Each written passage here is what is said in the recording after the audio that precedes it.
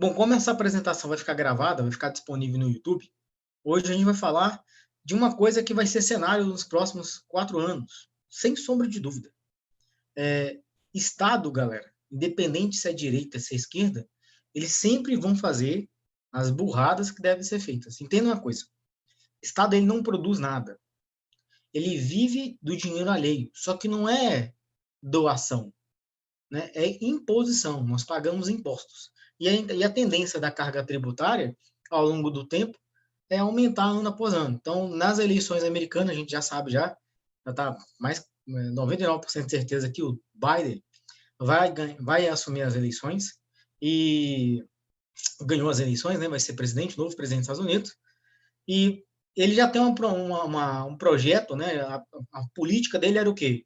Vou aprovar um pacote maior do que o Trump, é mais ou menos 2,4 trilhões de dólares. Então, o mercado financeiro ele está esperando essa grana vir para o mercado, porque a gente já sabe que as altas do mercado, das bolsas de valores, das ações, elas crescem exatamente porque o governo, o Estado, joga mais dinheiro no mercado financeiro. É claro que essa bolha vai estourar uma hora, sem sombra de dúvida, e a outra coisa que o Biden também já está na proposta dele é aumentar os impostos, vai aumentar imposto de renda, né? vai tributar mais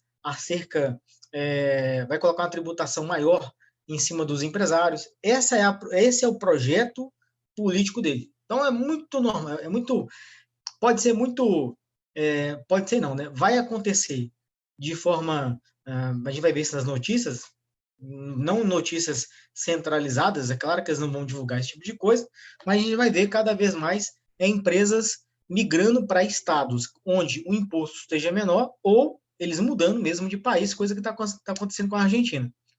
Então, o preço que vai se pagar vai ser alto. Então, já que a esquerda está assumindo o poder de novo lá nos Estados Unidos, o que vai acontecer é que essas burradas, os gastos, né, públicos vão aumentar cada vez mais. Não existe reforma administrativa, não existe reforma tributária, eles não vão fazer isso.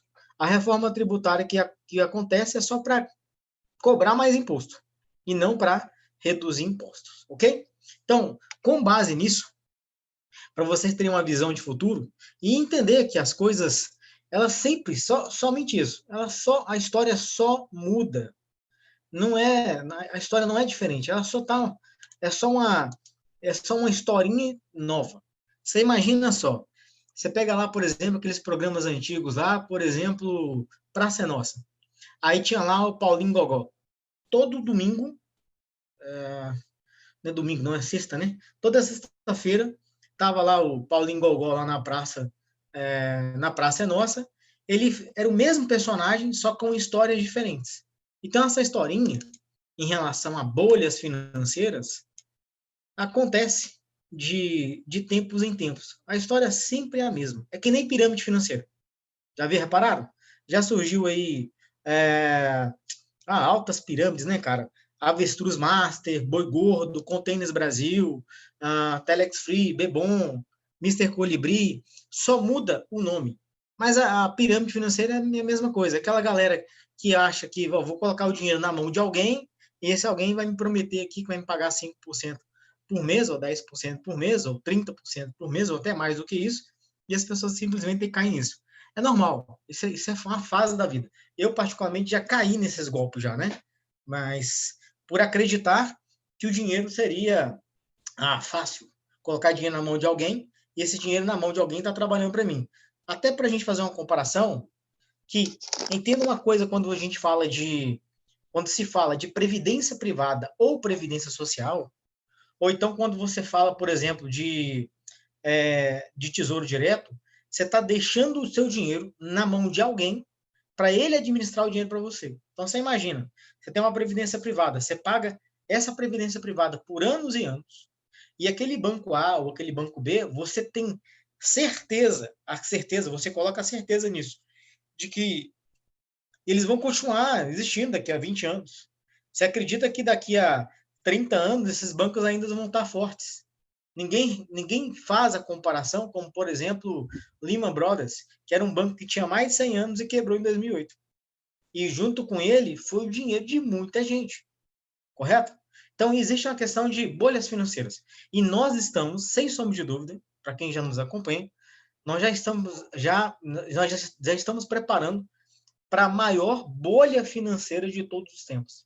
E para vocês verem que o dinheiro, que a história sempre é a mesma, só muda de ocasião, só muda de nome, mas é sempre a mesma coisa, é isso aqui que a gente vai debater aqui hoje, né? Esse cara aqui, ó, chamado Rei Dalio, ele tem um dos fundos de investimentos mais fortes do mundo, chama Rei Dalio. E aí teve o Fórum Econômico Mundial, lá em Davos, na Suíça, e ele falou simplesmente em rede nacional, em uma entrevista, ele falou o seguinte, que dinheiro é lixo. Mas que tipo de dinheiro que ele está falando? Dinheiro estatizado. O dinheiro que você acha, né, que tem algum valor, o real, o dólar, dinheiro estatal. Ele é lixo, literalmente lixo, não vale nada. E uma hora ele vai literalmente, você vai acordar, pode ser até amanhã, e você vai ver que não vale. Pô, estou com 100 mil na conta, Juliano. Pois é, virou pó. Os 100 mil reais, a inflação comeu todo o seu poder de compra. Isso pode acontecer mais rápido do que a gente imagina. Tem um tanto de coisas que vai somar para esse evento acontecer. E a próxima bolha financeira que vai ocorrer vai ser, sem sombra de dúvida, a maior bolha de todos os tempos. Vai ficar na história, cara. Vai ficar nos livros de história, nada comparado com o crash de 1929, com essa bolha aqui do John Law, que nós vamos falar aqui hoje, é outra história. Tá? A gente vai ver muitas pessoas perdendo fundo de aposentadoria, vai ter muitas empresas quebrando, vai ter um nível de desemprego muito alto. Algumas pessoas, né, como por exemplo Robert Kiyosaki, autor do livro Pai Rico, Pai Pobre, ele deu uma entrevista de quase 2 horas no programa London, lá na Inglaterra. Se eu não me engano, é na Inglaterra mesmo. Chama London, alguma coisa assim. London Conversation, alguma coisa assim. E ele falando que o entrevistador perguntou para ele: Ô Robert, por que você aqui nunca pensou em ser pai? Né?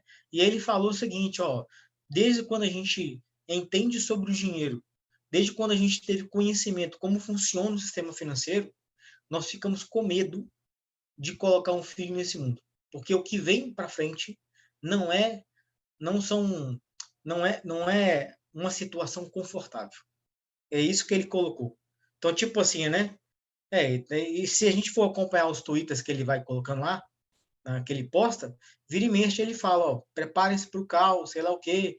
E tem até algumas notícias que já saíram de pessoas que são muito ricas, que tem tipo um vale, né? E nesses vales lá tem uma espécie de casas subterrâneas. Olha para você ver que doideira.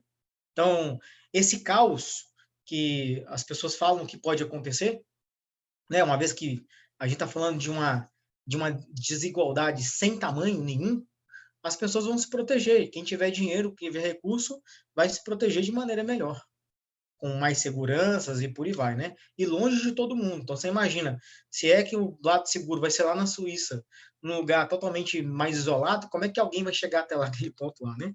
Basicamente isso. Não sei se vai chegar nesse extremismo todo, não, mas é bom a gente ter ciência do que pode acontecer e se preparar para isso. E com base nisso, a gente vai mostrar aqui o seguinte: o que aconteceu no passado e, devido a essas coisas que aconteceram, as coisas só mudam, cara. É só a mesma coisa. É o que a escola austríaca de economia fala em relação a ciclos econômicos. Então, se o Estado ele adota um tipo de metodologia financeira, as coisas vai acontecer ciclos econômicos. Esses ciclos econômicos, que são bolhas, vai quebrar a pessoa, pessoas vão quebrar, empresas vão quebrar, pessoas vão perder a aposentadoria, e aí esse aumento, esse poder, esse estouro da bolha vai se tornando cada vez maior. Né? A, como é que fala? A decibéis dele, não, é a quantidade, né? A potência dessa explosão vai ser cada vez maior. Então, hoje a gente vai falar de um rapazinho aqui chamado Joe Lau. Eu vou contar a historinha deles para vocês. Se você quiser saber mais sobre esse cara aqui, tem um livro que fala muito bem sobre essa história do dinheiro, chama A Ascensão do Dinheiro. E é de lá que a gente pegou a historinha desse cara aqui. Então, o John Lau, ele nasceu dia 21 de abril de 1671. E ele faleceu dia 21 de março de 1729, aos 57 anos. Ele nasceu na Escócia no século XVII, seguiu pelo caminho da economia e das finanças. Foi lá a ideia de que o valor de um bem se dá pela escassez. Até então não tinha essa visão, né? Mas o Lauge colocou essa questão, peraí, alguma coisa para ter valor tem que ser escasso. Não tem como alguma coisa ser abundante na terra e ter valor. Então, quanto mais tomates as pessoas produzirem, quanto mais tomates colocar no mercado, menor é o preço do tomate. E ao contrário, quanto menos de alguma coisa, se for menos tomate que produzir, o preço dele vai subir, né? E tem até o canal lá, Rural Business, muito bom o trabalho dessa galera, falando que nos próximos meses vai faltar cada vez mais arroz, milho também, né? Que tem a ver com soja também. Bom, então ele fala que o valor se dá pela escassez e que o valor de uma moeda não deve estar correlacionado à quantidade de ouro ou ao saldo da balança comercial de um país, né? Então ele foi, a princípio, ele falou a primeira frase até que tá beleza, o valor de um bem não se dá escasso, mas o valor da moeda não está correlacionado à quantidade de ouro ou ao saldo comercial de um país. Pô, cara, aí ficou meio controverso, né? Tá certo que é pela escassez, mas se o Estado conseguir e se ele poder imprimir mais dinheiro e colocar mais dinheiro no mercado, será que isso é bom mesmo? O Lau, ele é o pai do sistema bancário moderno. Ele que inventou essa maracutaia toda aí. Então, ele fundou o primeiro banco francês, o primeiro banco central, né, da França, chamado Banco General. Cara, muito bom a história desse cara aqui. E aí o que aconteceu? Com o tamanho do poder que ele tinha, ele utilizou o banco para lançar uma empreitada nova, a Companhia das Índias Orientais, detentora do monopólio do comércio ultramarino na França. Ok? Francês. Bom, ele emitiu 50 mil ações que daria direito aos frutos da exploração de um território francês da Louisiana, que hoje compreende boa parte como território dos Estados Unidos. Então já tinha essa questão da Companhia das Índias, que faziam as expedições lá do lado da Índia, só que como estava lá descobrindo tinha descoberto a América do Norte, a América do Sul, e aí ele pegou essa companhia e falou o seguinte, ó, tem um lugar lá na América do Norte, cara, lá do outro Novo Mundo, que, cara, um negócio é de outro planeta, velho. O negócio é surreal. E aí ele emitiu essas 50 mil ações e vendeu essas ações para as pessoas, ok? Foi isso que ele fez. A promessa é que esses títulos renderiam 120% ao ano, coisa que obviamente nunca ocorreu, né? Mas a promessa era essa aí. Bom, nos 15 meses em que a farra das ações ocorreram, a valorização foi estimada em 2.900%. Então, ele lançou 50 mil ações e a bolha não estourou de imediato, é claro, né? Foram colocando. E aquelas 50 mil ações estavam no mercado, aí tinha gente que estava segurando para vender mais tarde, tinha pessoas que queriam vender, pô, eu comprei por $10, agora está nem dólar, né, a moeda lá, mas vamos colocar $10, agora estava $10, agora está 20, eu vou vender. Ah, não, agora está 50, eu vou vender. Agora está 1.000, eu vou vender. Agora está 2.000, eu vou vender. E teve gente que simplesmente decidiu segurar. Com promessa de quê?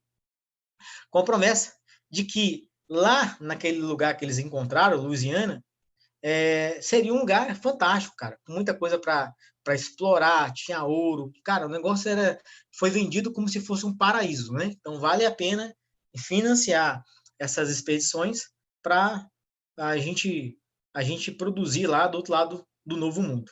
Então, o pai do primeiro Banco Central francês, que chegou a se tornar ministro das Finanças da França e tinha muito poder, tornou-se um pai, um pai de uma das maiores bolhas da história da humanidade, graças ao poder de emitir riqueza por meio do banco. É isso exatamente o que ele fazia. Que ele conseguiu emitir mais moedas, ele conseguiu emitir mais coisas. Já que estava dando valor, vamos emitir mais. E é isso que acabou acontecendo. Aqui tem até uma frase de Ayn Rand, autora do livro A Revolta de Atlas, muito bom, por sinal, esse livro, tá? Falando que é o seguinte, você pode ignorar a realidade, é direito de cada um, mas as consequências da realidade nós não podemos ignorar. Se você acredita que é bacana votar, que é bacana, o governo tem que ter mais populismo, mais assistencialismo, mais protecionismo, bacana. Você pode ignorar a realidade, mas as consequências dela, impossível ignorar. Vai chegar uma hora ou outra. E na Venezuela, isso já chegou. Isso aqui é a quantidade de dinheiro que você precisa para comprar um franguinho desse tamanho aí. Bacana? Bom, então desde então, as teorias econômicas e as finanças avançaram. O que acontece aqui no caso? Deixa eu ver se eu estou falando aqui, beleza. A nossa compreensão sobre os fenômenos inflacionários aumentou exponencialmente. E nossas bolhas se tornaram menos catastróficas, por enquanto. Ainda que insistentemente continue a nos perseguir, que é o caso que aconteceu aí a bolha.com, a bolha do subprime em 2008, poderia ser até bem pior, mas o governo vem emitindo dinheiro e é o que está acontecendo hoje. Falta liquidez e o governo continua imprimindo dinheiro, né? Quebrando o encanto que nos leva a acreditar que a cada bull run, que dessa vez a economia crescerá para sempre. É o que acontece hoje nas bolsas mundiais, apesar que teve aquela queda do coronavírus, né? Aquele pânico todo, as bolsas caíram. A gente até tem muita gente que até fala que isso é a primeira onda, a segunda onda vai vir ainda, isso é uma verdade. E a segunda onda é para arrastar muita gente mesmo para o buraco, tem que estar preparado e antenado para essa questão. Vai chegar uma hora que você vai falar assim, eu estou aqui, vou dar um exemplo, eu estou aqui em Petro, tá valendo $30, aí cai para 25, vou segurar, vou voltar, eu vou até comprar mais, fazer preço médio, aí cai para 20, cai para 15, cai para 10, cai para 5, e a queda não para, cara. É exatamente isso.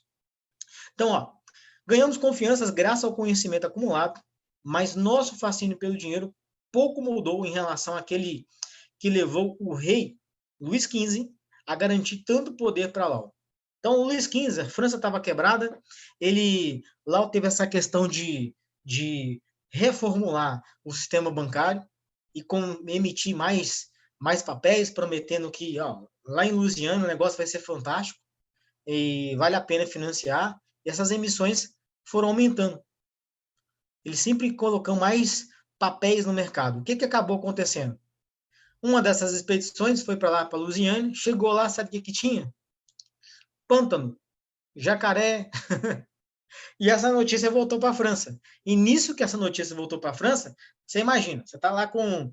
Você tem 50 mil ações, né, que foram emitidas ao longo do tempo. Você está lá com 5 mil ações de Louisiana. Aí chega uma notícia que as ações não valem, que lá em Louisiana não é nada, véio. É um pântano, não tem ouro, não tem nada para explorar lá. E agora? E agora que essa notícia está no mercado, o pessoal fica com medo. E aí eles vão tentar vender. Está valendo lá, por exemplo, $50 cada ação, agora imediatamente está valendo 40. E as pessoas querendo vender. Então você tinha uma oferta de pessoas querendo vender esses títulos, mesmo que seja mais barato para recuperar a grana, só que não tinha mais demanda para comprar aqueles papéis. E virou pó, cara. Tudo virou pó, né? Lógico. Não existe essa companhia das Índias ainda hoje. E o que aconteceu lá é o que acontece exatamente hoje. Então, entre 2006 e 2016, por exemplo, os bancos centrais ao redor do planeta emitiram 12 trilhões nos chamados quantitative easing, QI, tá? Se você for ver alguma reportagem, você vê isso aqui abreviado. QE, tá? O pessoal fala, acho que em inglês é QI, alguma coisa assim. QI, tipo QI. Levando a humanidade a conhecer as menores taxas de juros nos últimos 5 mil anos. Então, esses 12 trilhões aqui, a gente está levando em consideração que foi mais ou menos aí no início do ano, por volta de março, mais ou menos, que foi quando eu redigi esse material aqui, né? Nesse momento, nesse exato momento, isso aqui não está atualizado, é claro, há mais de 15 trilhões de dólares investidos em juros negativos. Qual que é a lógica? Imagina você tem 100 mil reais ou 100 mil dólares, e se você coloca ele debaixo do colchão, daqui um ano, você vai ter os mesmos 100 mil dólares debaixo do colchão.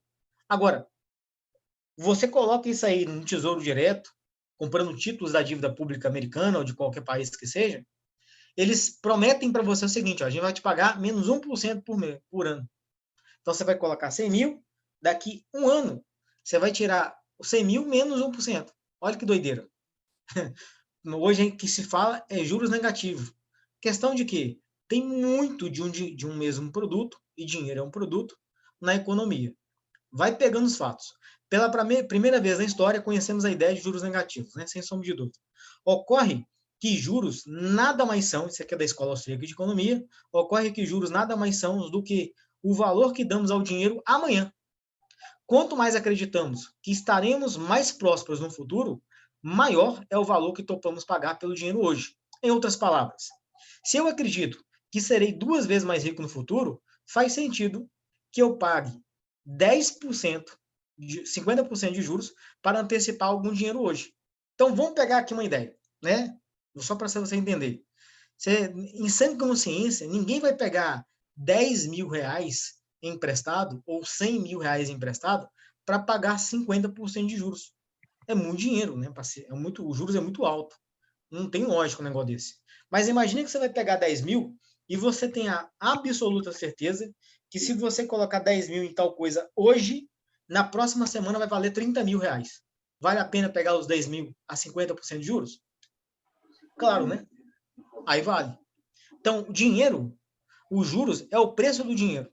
Exatamente isso. E se os juros hoje está negativo, como é que está ficando a história, né? Como é que está ficando a história? Estamos hoje...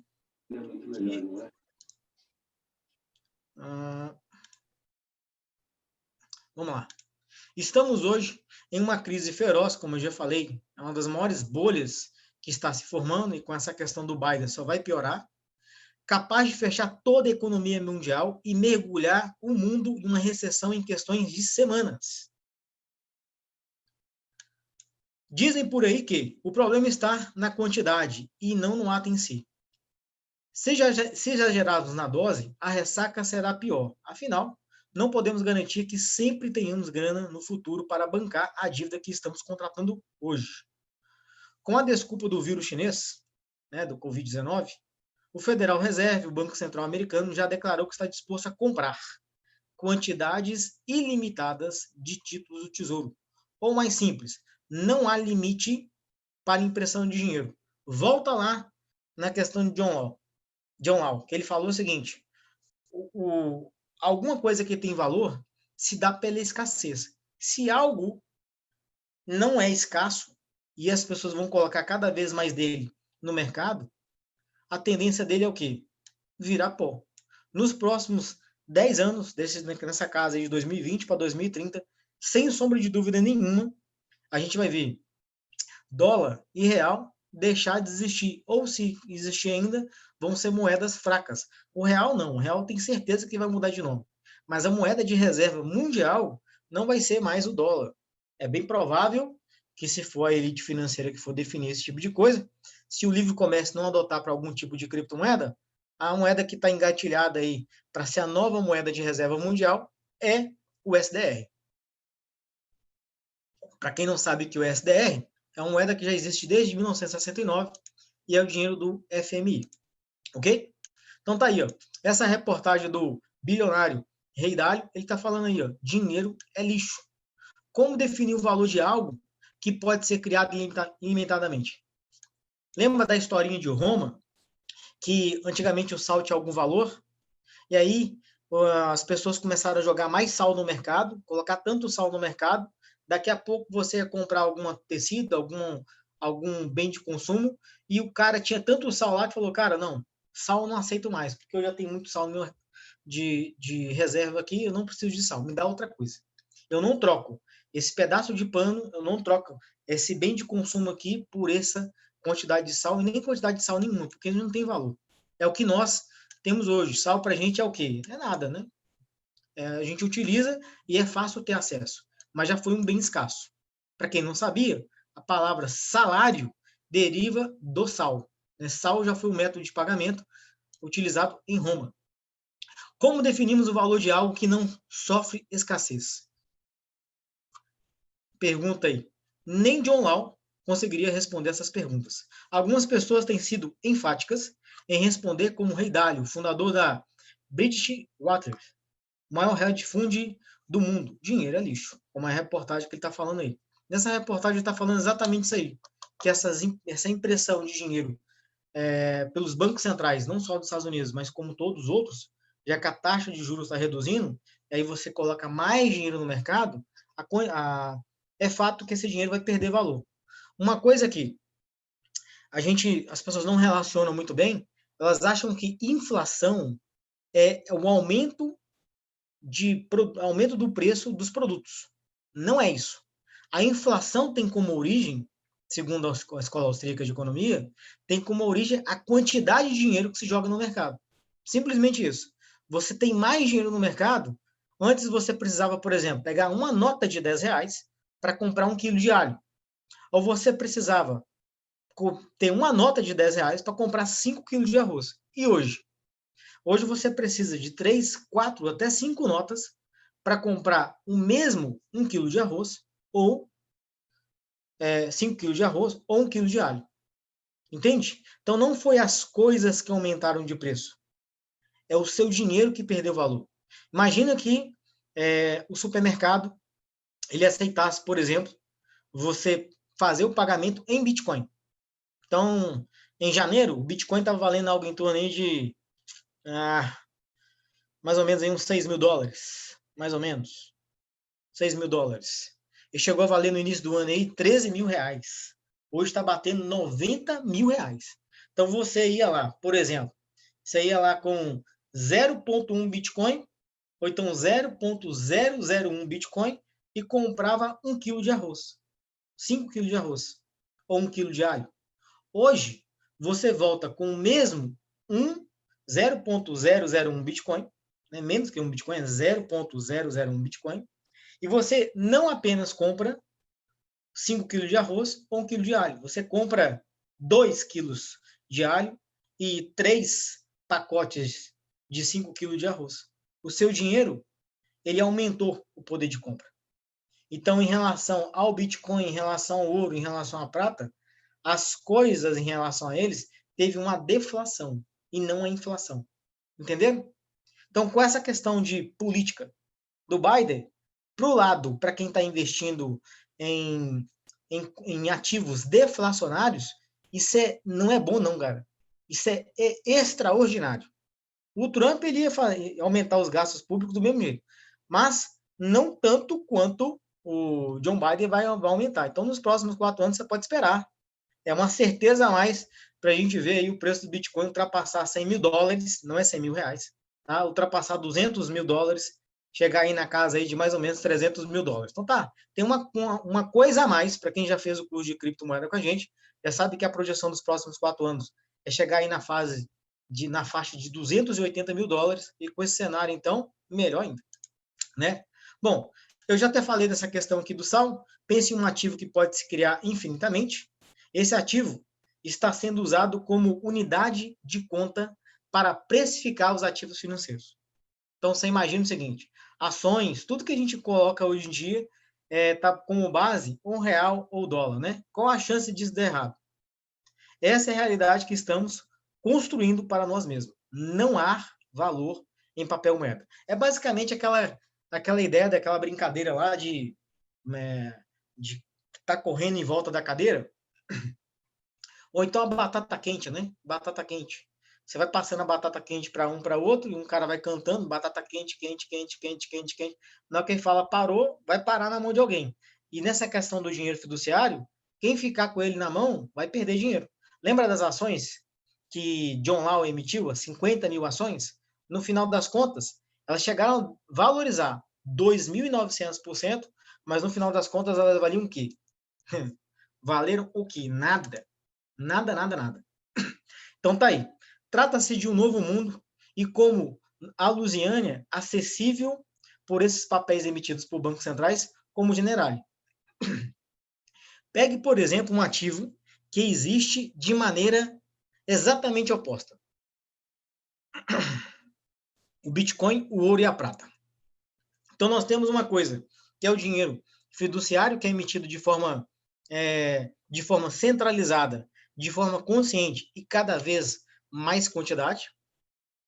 A desvantagem em relação ao Brasil de jogar dinheiro no mercado é que o real que nós imprimimos fica no Brasil.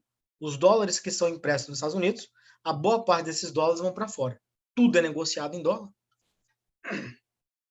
Então façam uma investida aí. Pegue, por exemplo, aí um ativo que existe de maneira oposta, ou seja, ele é escasso. A prata não tem toda a prata do mundo se você quiser. Não existe todo o ouro do mundo se você quiser. A mesma coisa com o Bitcoin, que é um bem descentralizado e também escasso. Então, ao contrário das impressoras mágicas dos bancos centrais, o Bitcoin é emitido de maneira descentralizada e sem qualquer interferência política e obedece exclusivamente a uma razão matemática. Então, tem um código que, matematicamente, ele é feito para cada 10 minutos um novo Bitcoin ser encontrado. Você libera lá, a cada 10 minutos vai ser encontrado um novo Bitcoin. Pode ser em 12, pode ser em 15, pode, mas no mínimo a cada 10 minutos. E o lastro que nós temos é exatamente na matemática. Então ele é inviolável, são só 21 milhões de unidades. É certo que a cada 10 minutos um novo Bitcoin vai ser encontrado e que a cada 4 anos, né, a cada 4 anos, a recompensa por se minerar Bitcoin reduz. Então, há um número limitado de Bitcoins, assim como o ouro, que são emitidos em função decrescente.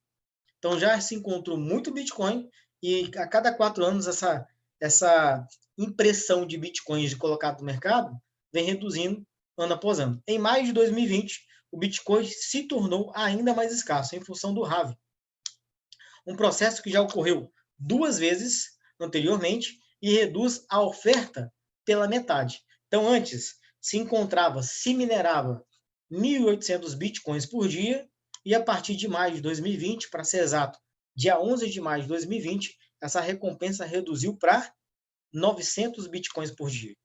E de todos os bitcoins que foram minerados, só por título de curiosidade, uma das empresas, capital institucional, né, um dos fundos de investimentos, eles já compraram 90% de todo o Bitcoin que foi minerado de maio para cá. Então, anteriormente, nós não tínhamos capital institucional vindo para o Bitcoin. Hoje, está todo mundo vindo. O Twitter não. O dono do Twitter, um dos donos do Twitter, comprou 50 milhões em Bitcoin. A PayPal, ela hoje adota Bitcoin como forma de pagamento. Relaciona o seguinte, a PayPal tem 346 milhões de clientes que têm acesso agora a ter Bitcoins na mão. Então, por mais que um país ele proíba minerar Bitcoin, fecha lá as mineradoras de Bitcoins, proíba usar Bitcoin, já que é uma moeda que tem muito valor, um país vai acabar adotando.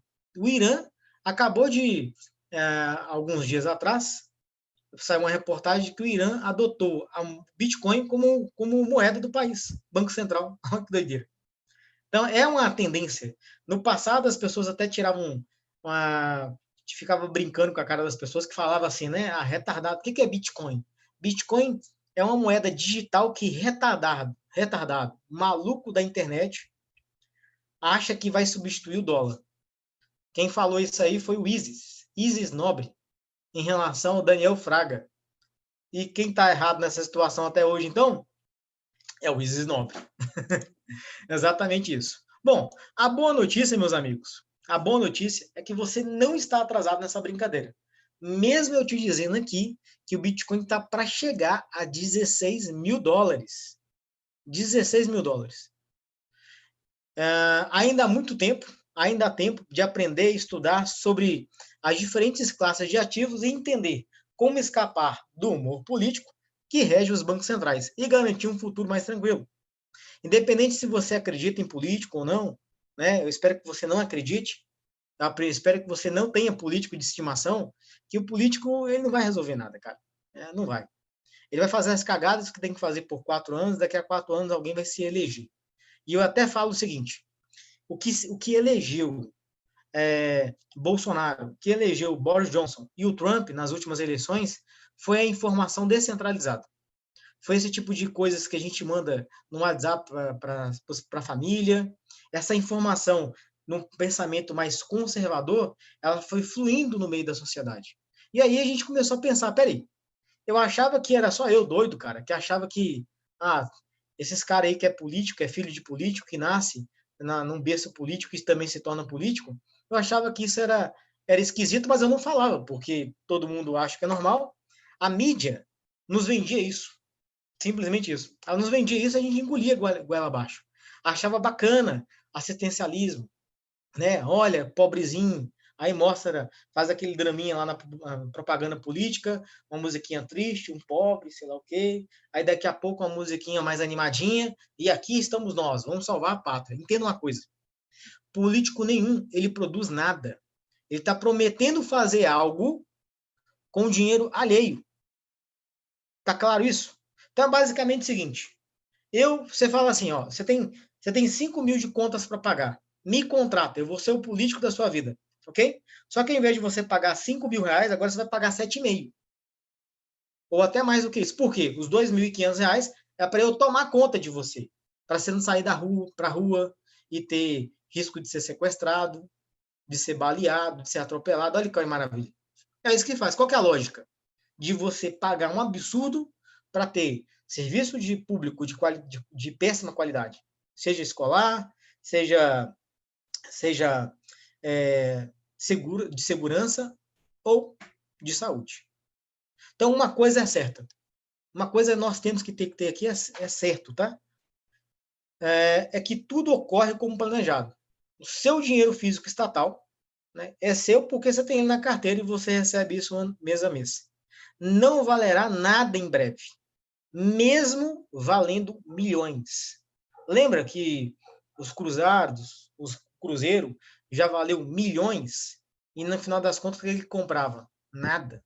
Você tinha lá banana, quanto custa essa banana? Custa 2 milhões de cruzeiro. O real vai chegar nesse patamar de novo, cara. Não tem solução, velho.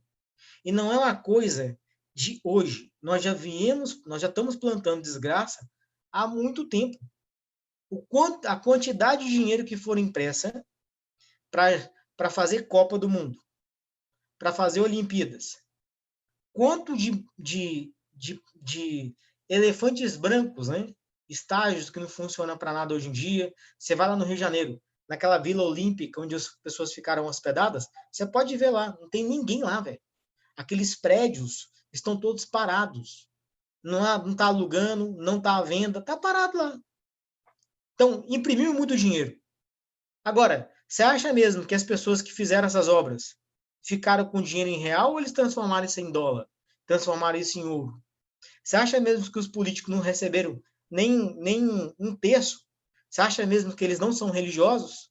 Né? Vive falando em Jesus para cima e para baixo, Deus é bom, sei lá o quê, e de tudo que faz leva uma parte, leva um terço do que fazem? É lógico, cara. É lógico que fizeram isso. Sem sombra de dúvida. Então, tem muito dinheiro no mercado. E essa nota mesmo de 200 dólares que foi feita foi para corrigir um pouco essa inflação. Mas as coisas vão piorar um pouquinho mais ainda, tá? Para quem acha que essas coisas vão melhorar assim, não vai melhorar. Por esse lado aqui não vai melhorar. Mas você pode melhorar em relação às circunstâncias. Simplesmente isso. Entendeu, galera? Isso vai acontecer. Só para dar uma ideia para você de como você pode se proteger em relação às circunstâncias, é para isso que foi criado o Bitcoin. E ele foi o primeiro paper do Bitcoin, ele apareceu dia 31 de outubro de 2008. Um rapaz aí chamado Satoshi Nakamoto. Eu estou falando que é rapaz, mas nós não temos ideia se é um cara, se é um homem, se é uma mulher, se é um grupo de pessoas. Ele simplesmente apareceu com um paper falando que estava trabalhando em um sistema de dinheiro eletrônico peer-to-peer, ou seja, de pessoa a pessoa, sem uma terceira parte envolvida e sem essa corrupção bancária. E estava pedindo alguns programadores para ajudar a finalizar, para elaborar o código do Bitcoin. Pronto. Então, existe uma maneira de você se proteger. Eu, particularmente, eu tinha uma visão de comprar ouro. Né? Tem muita gente que compra ouro. Ouro é um dos ativos mais antigos da humanidade. Né? É o ativo mais antigo da humanidade. Ele tem uma reserva de valor, ele é escasso e tudo mais. Só que tem um problema. Estudando na Escola Austríaca de Economia, a gente percebe que ninguém compra ouro e guarda em casa. Você compra de empresas. Sei lá, Parmetal, Ouro Minas. Tem pessoas que compram lá fora e guardam, por exemplo, em empresas como a Brinks. E aí para e pensa. Pô, em 1933, nos Estados Unidos, inventaram uma lei lá da noite para o dia que, entenda, confiscaram todo o ouro da população. Se você fosse pego com ouro, você seria preso. Era crime você ter ouro. E em 1971, o dólar tinha como lastro o ouro. Então, você tinha a impressão de dólar e para imprimir dólar tinha que ter uma quantidade de ouro. Então, quer imprimir mais dólares? Tenha mais ouro em caixa. Tiraram o ouro da parada. E a moeda virou uma moeda de curso forçado e flutuante. Flutuante. Não tem mais alguma coisa para lastrear o dólar. E aí, o que que fez? Da noite para o dia. O presidente Nixon, ele fez uma lei da noite para o dia, igualzinho o Collor fez quando confiscou a poupança das pessoas no Brasil. Ele inventou uma lei do nada, falando o seguinte, ó, a partir de amanhã, ninguém mais pode converter dólar em ouro. Todo americano. Proibido. Ah, gerou uma revoltinha tal, mas quem tem as armas e quem tem a força, a lei, é o Estado, a população ficou a ver navios. A mesma coisa que aconteceu com o Collor. Então, você quer se proteger em relação a essa inflação gigantesca que está por vir aí para frente? Uma dica que eu dou para você. Estude mais sobre Bitcoin. Conheça mais sobre essa questão aí de criptoativos, que é descentralizado, não é confiscável, é barato de negociar, barato de transacionar. E se acontecer de alguma coisa, vai bloquear a conta das pessoas. Tem um livro chamado O Caminho para a Ruína, como em alguns slides atrás eu falei que o mundo se vê cada vez mais para um colapso no sistema financeiro. E tem esse livro, O Caminho para a Ruína, ele fala o seguinte: a elite mundial, eles trabalham há muitos anos para ter um só governo, uma só tributação e uma só moeda. A questão de ser apenas uma só tributação, ele dá até o exemplo lá do Citibank, que tinha um Boeing da empresa mesmo, aí comprou um Boeing. Ele comprou o Boeing e colocou esse Boeing, declarou esse Boeing como empresa, né, como sendo da empresa, onde? Ó, esse Boeing é da Citibank no Brasil. Ó, esse Boeing é da Citibank dos Estados Unidos. É do Citibank na Ásia, no Japão, na China. É do Citibank em todos os lugares. O mesmo avião. Já que a tributação não é uma só, então ele declarava esse avião em todas os Citibanks do mundo afora. E aí até o cara até fala, pô, cara, a gente vai pagar nada de imposto? Não, vamos pagar um pouquinho de imposto, que era possível não pagar nada. Olha para você ver. Porque se você não sabe, existe a pessoa física e a pessoa jurídica. Você, como pessoa física, você vai receber o seu salário. Quando você recebe o seu salário pela CLT, ou se você é concursado público, é a mesma coisa, né? Você paga o imposto. E aí, depois que você paga o imposto, você recebe. E o que você tem na mão aqui agora, você vai gastar. Você vai pagar telefone, você vai pagar carro, vai pagar gasolina, você vai pagar tudo. Comida e tudo mais, correto? O que a pessoa jurídica faz? A pessoa jurídica, ela tá produzindo e está recebendo dinheiro na conta dela. Ela vai comprar um carro, o carro está no nome de quem? Da empresa. Ela vai gastar gasolina para o carro está no nome de quem? Da empresa. Ela vai pagar a conta de telefone, o telefone está no nome de quem? Empresa. Então, ele recebe o dinheiro, ele gasta primeiro, e o que sobrar, ele paga imposto. Entende? E o imposto da pessoa jurídica é de 6% a 16%. Pessoa física é 27,5%. É uma tragédia ser pessoa física no Brasil. Então, a maneira de você se proteger, galera, é exatamente isso aí. E as pessoas estão trabalhando, então, para essa questão de um só governo, uma só tributação e uma só moeda, exatamente para facilitar tudo. Para facilitar cobrar mais impostos das pessoas. Sem sombra de dúvida. E nesse livro tem um capítulo que fala de um romance chamado A Cama de Gato, onde um cientista ele inventa uma fórmula que, se você pegar uma gotinha dessa fórmula e jogar em uma superfície com água, tipo um rio, ele congela toda a água do mundo inteiro. Isso é um romance, é uma ficção, mas ele fez essa comparação com o quê? Esse Ice Nine, que é o nome do romance, é o que vai acontecer em um determinado momento. Vai chegar uma hora que você vai ver que alguém inventou um novo plano Collor mundial, onde você vai sacar dinheiro na sua conta corrente, conta poupança, a sua conta na B3, a sua conta em corretora, seja ela qual for, tudo vai estar bloqueado. Tudo vai estar bloqueado. E no livro, é interessante que já tem leis votadas em vários países, inclusive no Brasil, que permite que o Estado ele bloqueie todo o dinheiro na conta das pessoas. Entendeu? Se eles declarar uma espécie de pandemia, uma espécie de caos, tipo uma guerra, né? Mas que eles podem falar em relação ao dinheiro? A mesma coisa, né? Vamos confiscar, tem um novo coronavírus aqui, a gente precisa confiscar o dinheiro das pessoas. É importante ler, é importante saber exatamente por isso. Porque nós estamos alienados em relação a essa informação. E por mais que você pode pensar assim, não, Juliano, tem lei, velho, tem lei que protege as pessoas. O cara, quando me fala isso, eu penso assim, cara, pô, velho, você não sabe de história, não? Ah, é básico. Liberdade, vida, propriedade privada.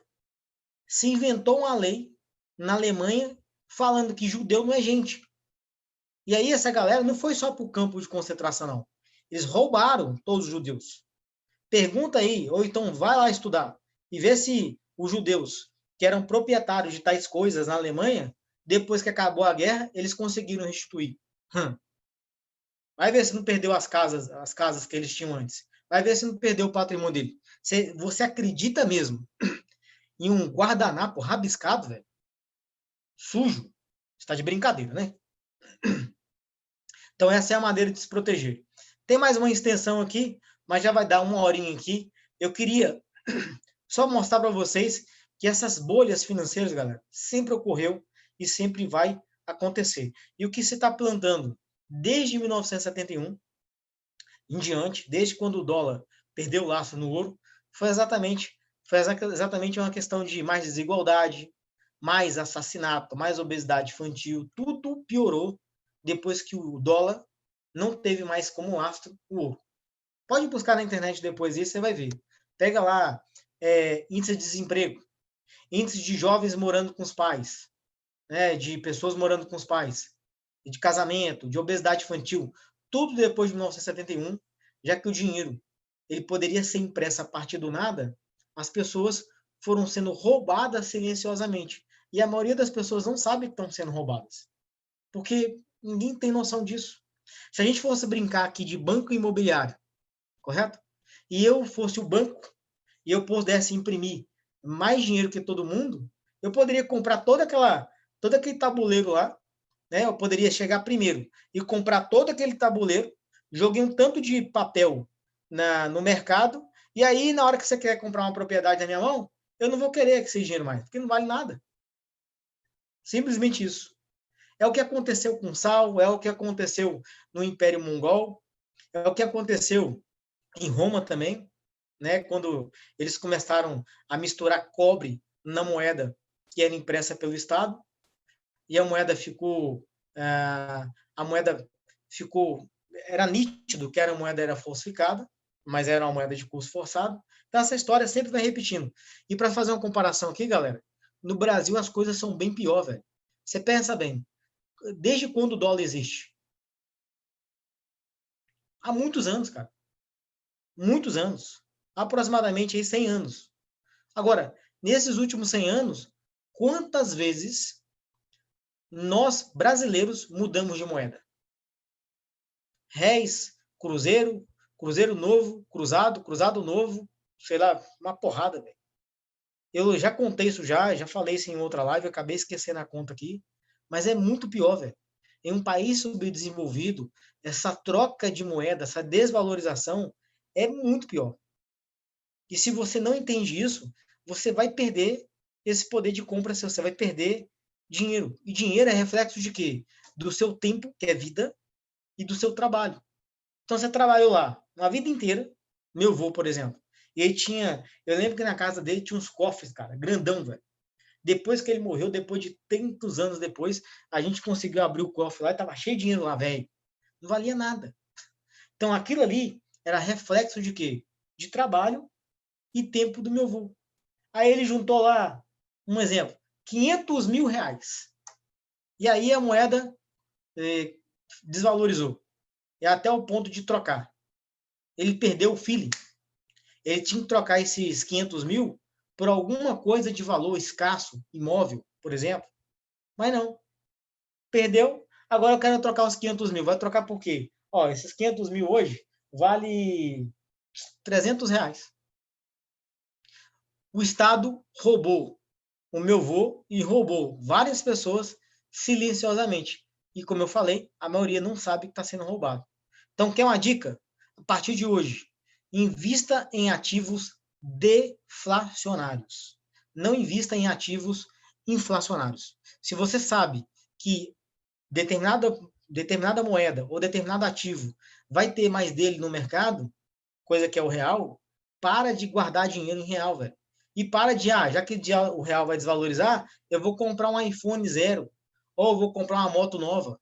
Compra ativo deflacionário. Ouro, prata, Bitcoin. Nós estamos numa década que é uma década de oportunidades. Se nós tivéssemos essa informação há 5 anos atrás, todos nós aqui já seríamos multimilionários. Multimilionários, mesmo com pouco dinheiro. Porque se você não sabe, o Bitcoin hoje, que está chegando a 16 mil dólares, um Bitcoin, em 2009, ele valia 0 centavos. Zero. Em 2009, quando ele foi lançado, ele começou a valer 1 centavo. 1 centavo de dólar. E se passaram 11 anos, cara. Só 11 anos. E esse trem chamado Bitcoin está 16 mil dólares. Você acha mesmo que o problema está no Bitcoin, porque o preço está caro, ou o problema está em você? Ou o problema está nesses economistas aí da mídia, que tem aí, por exemplo, não vou falar nome não, que eu posso ser ter processado, né? Mas tem economista aí da Jovem Pan, da Globo, falando que Bitcoin é uma bolha desde muito tempo. E aí só perdeu o feeling. Eles poderiam ter comprado, em vez de criticar, eles poderiam ter começado a estudar e comprado Bitcoin. Porque do tempo que eles sabem, se eles tivessem comprado, eles tiveram a oportunidade de comprar Bitcoin a 3 mil dólares. Numa época que o dólar estava abaixo de 4 reais. Então, dá um troféu de burrice para eles, né? Dá burro. Sabia do trem, criticava, mas não sabe nem o que está criticando, pô, vai estudar. Bacana, galera? Então, essa é a ideia. Então, isso aqui é bom para você saber, para se proteger e entenda uma coisa. Quando você está bem, tudo ao seu redor está bem. Para as coisas melhorar para você, é você que tem que melhorar.